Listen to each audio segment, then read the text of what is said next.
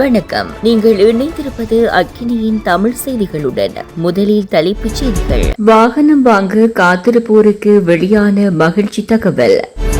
இசைப்பிரியாவுக்கு நடந்த கொடூரம், முடிச்சுக்களை அவிழ்க்கும் சரத் பொன்சேகா. கிளிநொச்சியில் 2 இடங்களில் தங்கியிருந்த செவ்வந்தி பின்னணியில் முக்கிய புள்ளி. சேலை அணிந்து மாறுவேடத்தில் செவ்வந்தி கைது, அரசை சாடும் கம்மன் பிலா. கெஹல்பத்ர பத்மேவின் மற்றொரு கொலை முயற்சி அம்பலம். தொடர்பென விரிவான செய்திகள். ஜப்பானில் வாகன விலை குறைந்ததை அடுத்து இலங்கையில் இறக்குமதி செய்யப்பட்ட வாகனங்களின் விலை அதிகபட்சமாக 1.5 மில்லியன் ரூபாய் வரை குறைந்துள்ளதாக இலங்கை வாகன இறக்குமதியாளர் சங்கத்தின் தலைவர் இந்திக்கு சம்பத் மெரிஞ்சிகே தெரிவித்துள்ளார். அங்கீகரிக்கப்படாத வாகன இறக்குமதிகள் காரணமாக பதிவு செய்யப்படாத வாகனங்கள் சந்தையில் குவிந்துள்ளன என்றும் இதனால் விற்பனையில் மந்தநிலை ஏற்பட்டுள்ளதாகவும் அவர் மேலும் குறிப்பிட்டுள்ளார். இலங்கை மத்திய வங்கியின் தரவுகளின்படி 2025 ஜனவரி முதல் ஆகஸ்ட் மாதம் வரை தனிப்பட்ட வாகனங்களை இறக்குமதி செய்வதற்காக 705 மில்லியன் அமெரிக்க டாலர் செலவிடப்பட்டுள்ளன. அவர் மேலும் தெரிவிக்கையில், விலை மாற்றங்களின் அடிப்படையில் பதிவு செய்யப்படாத ஹோண்டா வெசல் ஜெட்ப்ளே 2025 எஸ்யூவி தற்போது 23.5 மில்லியன் ரூபாய்க்கு விற்கப்படுகிறது. முன்னர் இது 25.5 மில்லியன் ரூபாயாக இருந்தது. டொயோட்டோ யாரிஸ் 11.5 மில்லியன் ரூபாயிலிருந்து 10.5 மில்லியன் ரூபாவாக குறைந்துள்ளது. இதேவேளை மின்சார வாகனங்களின் இறக்குமதிக்கு விதிக்கப்பட்டுள்ள கட்டுப்பாடுகள் காரணமாக தற்போது ஹோண்டா வெசல் எஸ்யூவி பிரிவில் முதலிடத்தை தக்க வைத்துள்ளது என மெரிஞ்சிகே தெரிவித்துள்ளார். தமிழீழ இறுதி யுத்தத்தில் கொடூரமாக கொல்லப்பட்ட இசைப்பிரியாவின் படுகொலைக்கு எந்த விதாரண மற்றும் அவரோடு இணைந்து செயற்பட்டவர்களே பொறுப்பு கூற வேண்டும் என பீல்ட் மார்ஷல் சரத் பொன்சேகா தெரிவித்துள்ளார். இணையதளம் ஒன்றுக்கு வழங்கிய செவ்விலே அவர் இதனை குறிப்பிட்டுள்ளார். சரத் பொன்சேகா கடந்த நாட்களில் பல சர்ச்சைக்குரிய தகவல்களை வெளியிட்டு வருகின்ற நிலையிலே வெள்ளைக்கொடி சம்பவம் தொடர்பிலும் பரபரப்பான கருத்துக்களை தெரிவித்துள்ளார். இந்த நிலையில் தற்போது இசைப்பிரியா தொடர்பில் கருத்து தெரிவித்த அவர், நான் ராணுவ தளபதியாக இருக்கும்போது பெரும் தொகையான மக்கள் சரணடைந்தனர். மக்களுடன் தமிழீழ விடுதலை புலிகள் போராளிகள் 12,000 பேர் துப்பாக்கிகளை வைத்து சைனிட் குப்பிகளை வீசிவிட்டு சரணடைந்தனர். நாங்கள் அவர்கள் எங்களின் மருந்து ஆடைகளை வழங்கி பாதுகாத்தோம். ஆனால் சிலர் கடத்தப்பட்டு கொல்லப்பட்டதாக 2 முறைப்பாடுகள் கிடைத்திருந்தன. இசைப்பிரியா தொடர்பிலும் முறைப்பாடுகள் இருந்தன. வவுனியா இடைத்தங்கல் முகாம்களில் சிலர் விசாரணைக்காக அழைத்துச் செல்லப்பட்டதாக தெரியவந்தது.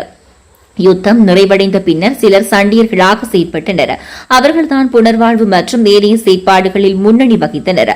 அவர்களே பல முரணான செயற்பாடுகளில் ஈடுபட்டுள்ளனர் என குறிப்பிட்டுள்ளார். நேபாளத்தில் கைது செய்யப்பட்ட இஷாரா செவ்வந்தி தொடர்பில் இதுவரை புலனாய்வாளர்களால் பல திடுக்கிடும் தகவல்கள் வெளியிடப்பட்டு வருகின்றன. செவ்வந்தி விவகாரம் மிகப்பெரிய பூதாகரமாகிக் கொண்டிருக்கின்ற நிலையில் தமிழர் பிரதேசங்களில் செவ்வந்திக்கு அடைக்கலம் கொடுத்தார்கள் என்ற குற்றச்சாட்டில் கைதுகளும் விசாரணை நடவடிக்கைகளும் முன்னெடுக்கப்பட்டு வருகின்றன. இந்நிலையில் தடுப்பு காவலில் வைக்கப்பட்டுள்ள செவ்வந்தி தான் கிளிநொச்சியில் தலைமறைவாகியிருந்த இடங்கள் தொடர்பில் அதிகாரிகளிடம் தெரிவித்துள்ளார். இதனைத் தொடர்ந்து செவ்வந்தி விசாரணைகளுக்காக கிளிநொச்சிக்கு அழைத்து செல்லப்பட்டார். அந்த வகையில் தற்போது தமிழர் பகுதியிலும் பலருக்கு இவ்வாறு பணம் கைமாற்றப்பட்டுள்ளமே விசாரணைகளில் தெரியவந்துள்ளது. அத்துடன் குறித்த நபர்களின் பணம் மற்றும் சொத்துக்கள் விரைவில் அதிகாரிகளால் பறிமுதல் செய்யப்படலாம் எனவும் கூறப்படுகிறது.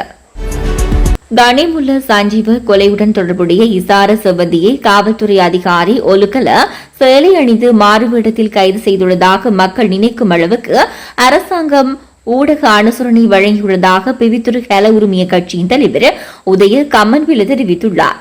அந்த கட்சியின் தலைமையகத்தில் நடைபெற்ற ஊடக மாநாட்டில் கலந்து கொண்டு கருத்து வெளியிட்ட போதே அவர் இதனை குறிப்பிட்டார்.